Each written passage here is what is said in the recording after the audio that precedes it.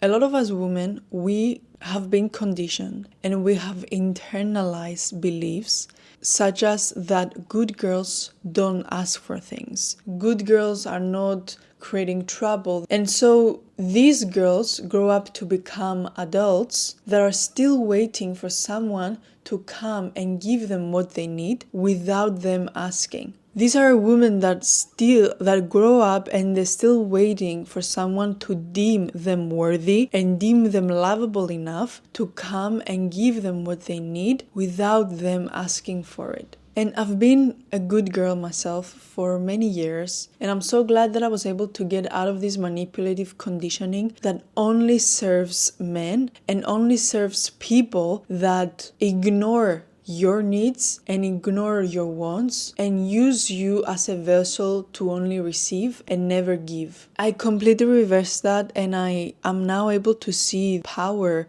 of communicating clearly your wants and your needs and your expectations, and not in the high maintenance kind of way that, oh, I expect men and I expect people to do these things for me, but in a self-respect kind of way that I understand that I am someone that has something to offer. I am someone that is valuable and brings things to the table. So I give myself the self-respect to be surrounded and to invite people to that table that are able to bring value to the table. I got myself out of the conditioning that I have to be the person that only gives and never asks for anything in return. And I recondition myself to understand that healthy relationships are between two people that are able to give and to get. And when you are in this toxic, unworthy cycle where you feel that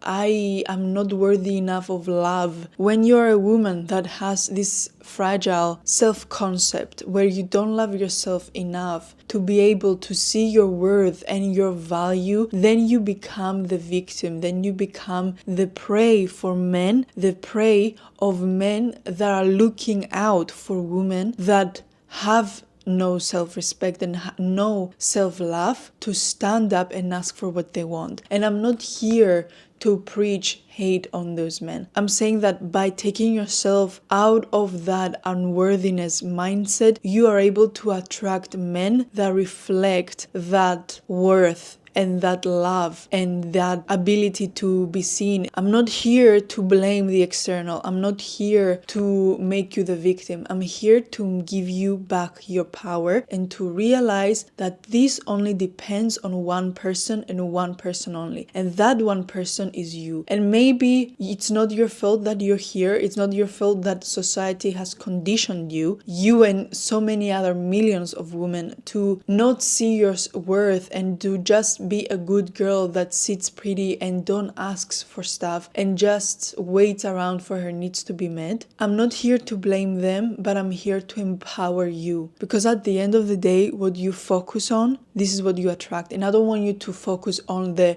malice and into the negativity of the world. I want you to focus on the power and the love of yourself. So this is not about being ungrateful or being low maintenance. It's about understanding and healing your own trauma, your own fears, and your own conditioning in order to be able to have the strength to take up space, to receive and that's such a divine need of a woman, to receive, because as the feminine, you are the receiver. So I'm going to break this down and show you how you are shrinking yourself and how to stop giving yourself away for free, and what it is to actually become a woman that asks and receives more. So let's go back into the survival pattern that created all of this so we can understand why we do it. So this comes from childhood environments that we were raised in, where asking for much or asking for anything for that matter could have been punished, rejected, ignored, or judged. So you internalized it and you learned that it was safer for you to not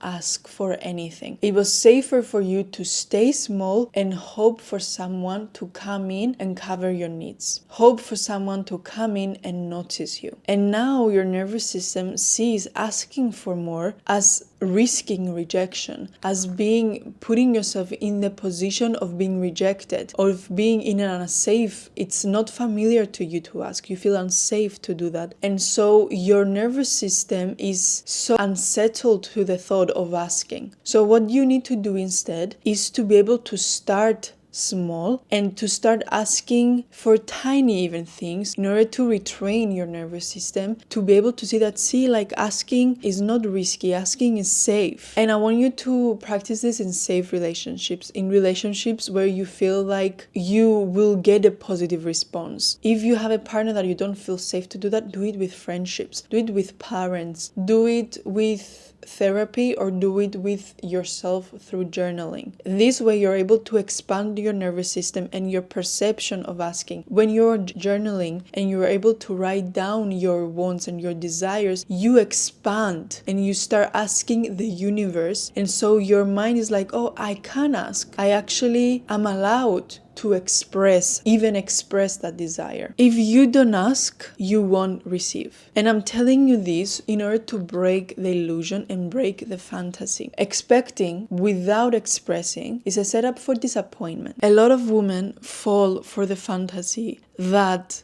if I'm good enough, then they'll just know what I need. If I'm good enough, if I behave good enough, if I'm worthy enough, if I do so many things for them, they're gonna be able to finally see me, see my worth, see my value, and then they will just go and see what I need too. They're going to see me, they're going to notice me, they're going to give back to me, and they expect that only then they are worthy enough for people to come in and cover their needs. And this is rooted into the feminine wound culture, on the myth of being chosen without having to speak. And this has been portrayed in so many movies, in so many places, that it has been infiltrating our mind, that men go for the women that don't speak, the women that are simple and easy and give to them, and it's just they are not hassle.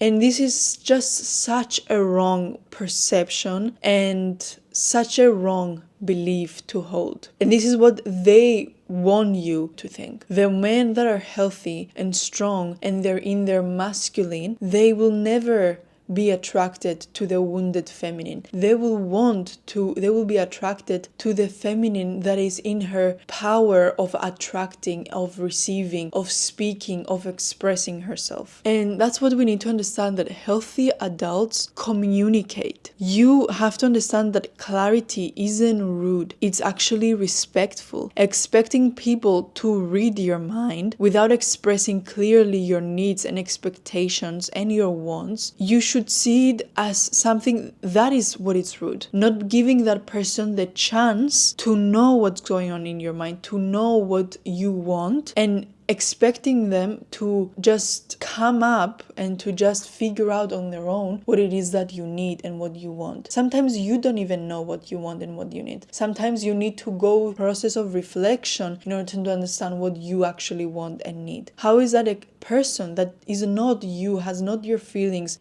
doesn't have your thoughts, how is that person supposed to understand what you truly need? The only respectful thing you can do towards them is to express that need towards them. And then once you express yourself, this is such a key moment, because you express yourself, so now the ball is in their court, right? So you can see from that person's reaction now clearly if that person values you, if that person sees you and notices you. Because if you go and you clearly express something to them and that need and that thing is disregarded and it's ignored, then you know that that person actually doesn't value you, doesn't honor your needs and your wants as you thought so. When you don't express it and you're still waiting for it, there is this illusion and this like fantasy that they just don't know, they don't clearly know what I want. You give them the benefit of the doubt that they don't know what you want. But now when you're in a situation, when you clearly express what it is that you want, now you can clearly see that that person is just using you to get stuff from you and not to give anything back. And that is telling you anything that you need to know. I want you to practice direct expression. This is what I want, so here's what I want, here's what I need, here's what I desire, here's what I expect. And I want you to know this, that you're not being needy, you're just being clear. Your wants are your wants and you should own them. You shouldn't feel guilty and shameful for having them and try to push them away, but you should actually accept them and embrace them. You are firstly the person that dishonors your wants and needs. If you're the person that you feel all this desire inside of you for something, all of these wants, all of these needs, and you are the person that says to you, no, like, don't ask for this is shameful, I don't feel good for this, then how do you expect for anyone else around you to not feel exactly and not react exactly the way you are reacting to yourself? But if you are the person that sees and your needs and your wants and you honor those wants and your needs, then all of those people around you, they have to reflect back to you the level of self-honor and self-love you give to yourself. But first of all, you need to understand you're not the victim. You are doing this to yourself. And yes, there's conditioning, but now let's start to rewire it. Let's start to accept it, that wants are not the evil, that having wants in your life is there for a reason and is coming from inside of you for a reason. You are here in this life for what? To suffer. You're here in this life to just come here, work, make children and die. You're here because the universe wants you to express yourself, because you are an expression of the universe and the universe wants to express itself through you. And if those needs come through you and you don't materialize them and you don't come to manifest them because you think you're not worthy of them, then the universe is going to push you as much as possible to get you out of that state of mind, because that is not the truth. Your wants and your needs are here to be seen and not to be rejected and not to be repressed. This leads me to the next thing. I want you to be clear and open with what you want. Your desires are directions. So many women, they are so ashamed to ask for more, believing that they are asking for too much, that they are being too greedy. But by being unclear is how we protect ourselves from disappointment. So I want you to declare your wants and your needs with love and not shame. And a journaling prompt that you could try here that could really help is, if I believed and allowed myself to believe that my desires were divine instructions, then what will I allow myself to want? I understand that so many women, they feel guilty for having even needs. You feel guilty for even having needs. Deep down you believe that having needs is burdensome. It's not burdensome just to you but to other people. And you want to hide the fact that you could become a burden. And you compare yourself to others that have it worse or that are afraid to take up space. And you feel like, oh, okay, I have it good, like I shouldn't look at them, like I should be like them, I shouldn't be complaining, I shouldn't be asking for more. And this guilt, all it does is to make yourself shrink, and this guilt just makes yourself to sacrifice, to minimize, and to even apologize for existing. You have to understand and you have to be open to the idea that your needs are not a burden and that your needs matter. Your presence is never a burden, and taking up space is your birthright. You have to understand that we come, and every one of us is allowed to take up their own space. You shouldn't shrink yourself and shrink your aura and make yourself as small as possible so other people can feel bigger, so other people don't see you and don't feel threatened by you, don't see you and judge you for taking up space. So let's shift into receiving. Firstly, I want you to own your desires without shame. Wanting more isn't wrong. It's actually human and it's actually very divine. Any shame that you have around wanting more, wanting love, wanting success is often just generational conditioning that is passed down to make you shrink and make you small. You have to see that your desires are sacred directions and not demands. They are helping you to evolve. They are there to actually point you to your evolution. So how do we learn to ask powerfully? Well, asking is very vulnerable, and I understand that it makes you feel weak, makes you feel scared, but that's the way that you co-create. When you yourself, you ask and express yourself with clarity, when you express yourself clearly, you invite this clarity in return. You have this clear understanding between you and other people, between you and yourself. So I want you to stop whispering your wants and your needs and to start asking for them with softness but with certainty. You can practice this by taking your journal and stating what you want in every area of your life. Here's what I want, here's what I need, here's what I will love, and here's what I no longer accept. And then take these notes to each appropriate person and express them to them. I want you to be able to understand and see that raising your standard is self-respect. The life that you tolerate becomes the life that you live. And I don't want you to just live a life that you settle down for. I want you to live a life that you're excited for, that you want to live, that you are excited to live, and not something that you simply have to settle for because that's all that's available. I want you to expand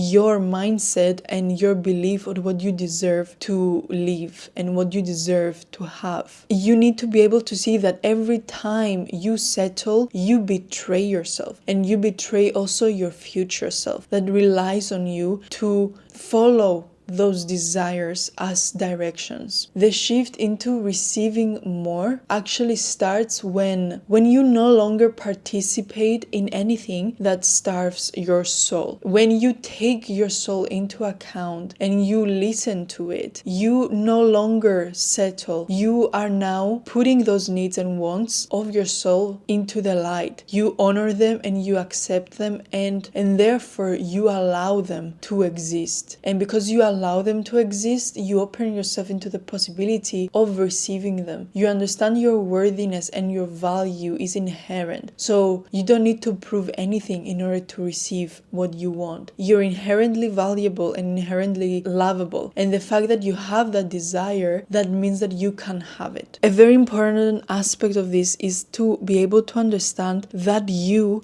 have something to offer. So I want you to stop feeling guilty about asking and own your own value. And the reason why you could be feeling guilty is because of imposter syndrome, because of the good girl conditioning, because of fear of rejection, and because of internalized unworthiness. And you don't believe that your needs and your wants deserve to be heard, deserve to be listened. You don't believe that you're worthy enough as a person to receive those desires, because what is it that I do that makes me valuable? You have to understand that you are inherently valuable, and you as a person brings so much value into any space that you go to. And if you were to disappear, so many people, so many things will have fallen apart without of you. So your value is way bigger than you will ever understand and you will ever be able to see. And so I want you to become the person that is able to see it. I want you to become the person that fully is able to see your value, because only then you're able to understand that my value is so big, my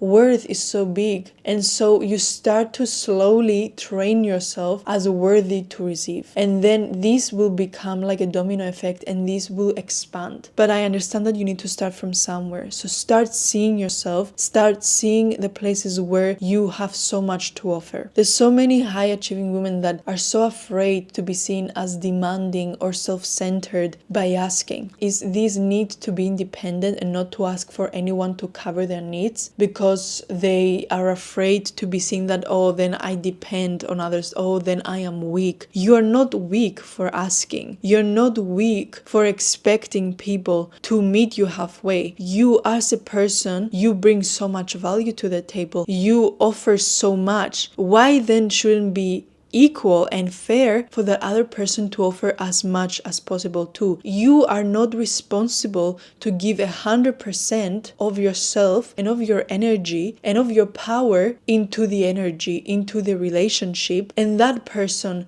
to give zero. It's about honoring the fact that some wants and needs are there for you, and understanding that by honoring them, doesn't make you weak. It's such a life changer. I used to be the person that I wanted to do everything by myself, not rely on a man, not rely on anyone, to just be everything for me. But I realized that I bring so much to the table, and I have a lot of value myself. Expecting to be with someone that brings value to the table as well is not greedy and needy. It's self-respect. You have to remember that you are not lucky to be in places and in spaces. You actually belong. You actually add to those spaces. So I want you to start tracking your value emotionally, energetically, intellectually, and to see in how many ways you contribute. Another big tip is to stop settling for less than what you want. That self-betrayal stops and ends now. Many of us, we have learned to normalize breadcrumbs because that's all we have been offered. It's understandable because you settle because your self-worth ceiling is still needs healing, and it needs to be adjusted to see that actually the more you're able to rise that ceiling of self-worth, the more you're able to receive more and see yourself as worthy to receive. So once you're able to heal all of this, heal your self-worth concept, heal your ability to receive, and heal all of those limiting beliefs and traumas that you have internalized, you are able to no longer accept the breadcrumbs. You set a new standard for yourself where people need to meet you there. And this leads me to the final thing, is that you have to make new non-negotiables. And what that means is that you need to be having the mindset that I no longer participate in anything that shrinks me, in anything that minimizes me, and that doesn't add anything back to me, just drains me. And I want you to start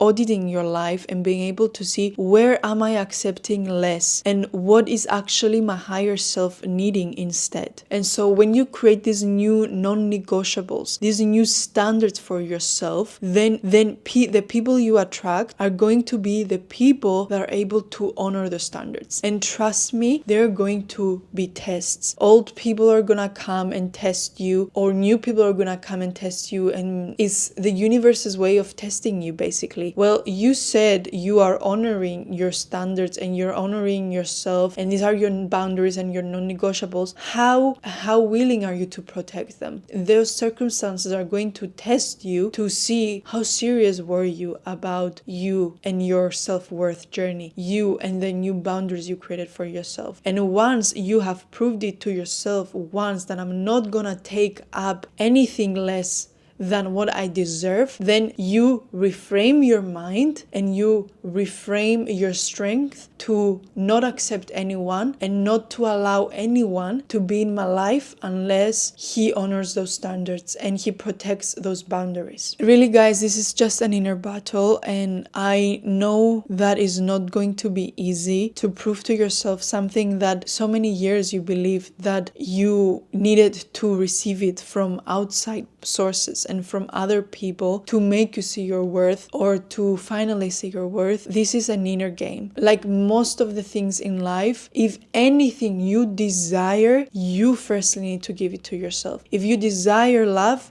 you need to give yourself love. If you desire prosperity and abundance, you need to give yourself the feeling of abundance and prosperity, the feeling of safety. If you desire self-respect, if you desire people to respect you, you firstly need to give yourself that respect. Anything that you find yourself wanting and needing, I want you to firstly go to yourself and ask for yourself first for that thing. And when you give it to yourself, you train yourself to be able and train your mind to be able to receive it, to understand what it truly feels like to feel safe, to feel loved, to feel respected. So you don't have to prove yourself that you are worthy. I want you to be able to see that you already are. I want you to see that asking and receiving and expanding, all of these things are not luxuries. They're actually your birthright. So many women are out there being able to effortlessly receive that. What makes you less worthy of being able to receive those basic needs? They're not needs, they're not luxuries, they are needs. And I want you to understand that you're no less and no more than anyone else in this life. You deserve to be treated with the amount of self-respect and the amount of self-love that you want to have in your life. And you're not ever asking for too much. You're asking the wrong person. If you felt like this video touched something inside of you today, then this is your higher self reacting inside of you and telling you that you are ready. That you're ready to speak, you're ready to be seen, and you are ready to receive. So stop ignoring those needs. Now you know better. Now you understand better. And I want you to go and do better. That's it for today, guys. Thank you so much for listening. I hope this video helped you, and I really hope that it transformed your beliefs or some of your beliefs, even to the slightest, and open up your mind to the possibility of something different, of something more. So thank you for watching, and I'll see you on the next one. Bye.